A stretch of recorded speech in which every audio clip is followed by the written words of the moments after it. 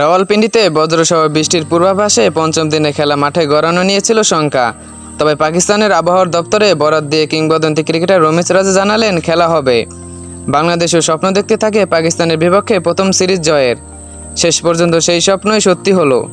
বোলারদের অগ্নিঝরা বোলিংয়ের পর ব্যাটারদের সম্মিলিত প্রয়াসে বাংলাদেশের সিরিজে দ্বিতীয় টেস্টে পেল 6 উইকেটের জয়। পাকিস্তানের সঙ্গে টেস্টে এলেই বাংলাদেশের স্মৃতিতে উঠে আসে মুলতান টেস্টের হারের সেই দুঃসহ স্মৃতি।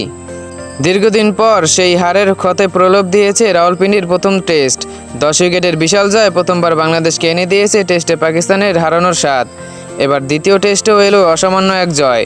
দিনের শুরুতে 2 উইকেট হারালেও নাজমুল হোসেন শান্ত, মমিনুল হক আর মুশফিকুর রহিমরা ঠিকই দলকে নিয়ে যান 185 রানের ল্যান্ডমার্কে। চতুর্থ দিনে পেসারদের দাপটে পারফরম্যান্সের পর জয় ছিল সময় আর ধৈর্যের ব্যাপার। পঞ্চম দিনের দ্বিতীয় সেশনে এলো সেই মহেন্দ্রক্ষণ। শেষ দিনে টাইগার ব্যাটারদের ধৈর্য আর কমিটমেন্টের সুবাদে বাংলাদেশের প্রথমবারের মতো পাকিস্তানকে করেছে ধবধোলাই। আবরার আহমেদের বলে 4 মেরে বাংলাদেশের জয় নিশ্চিত করেন সাকিব আল হাসান। পাকিস্তান ঘরের মাঠে নিজেদের ইতিহাসে মাত্র দ্বিতীয়বার এমন লজ্জার শিকার হয়েছে। এর আগে ইংল্যান্ডের কাছে 3-0 ব্যবধানে হেরেছিল পাকিস্তান। পঞ্চম দিনে বাংলাদেশের ইতিহাস গড়তে দরকার ছিল 143 রানের।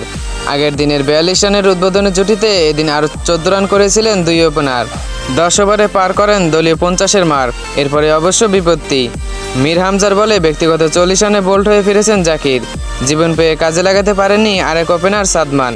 মিড অফে আলতো শট খেলতে গিয়ে ক্যাচ দিয়েছেন শান মাসুদের হাতে। 2 উইকেট পতনের পর অধিনায়ক নাজমুল হোসেন শান্ত আর মমিনুল খেললেন নিখুঁত টেস্ট ইনিংস।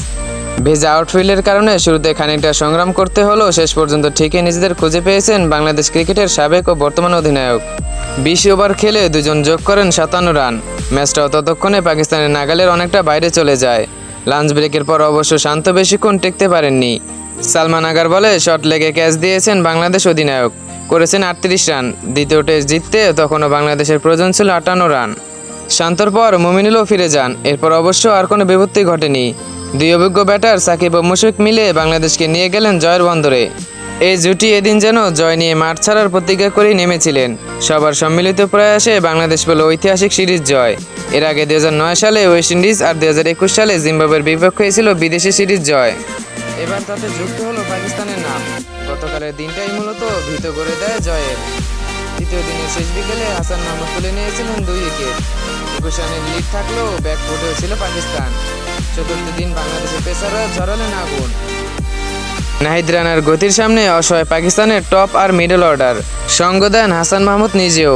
2 গুরুত্বপূর্ণ ব্যাটার মোহাম্মদ রিজওয়ান আর সালমান আগাকে ফিরিয়েছেন। 172 রানে পাকিস্তানের ইনিংস গুটিয়ে গেলে বাংলাদেশের টার্গেট দাঁড়ায় 185 রান। এর আগে লিটন কুমার দাস এবং মেহেদী হাসান মিরাজের প্রথম ইনিংসে গড়া 165 রানে বিশ্ব রেকর্ড জুটিটাও টাইগারদের আত্মবিশ্বাসের পালে দিয়েছে বাড়তি হাওয়া।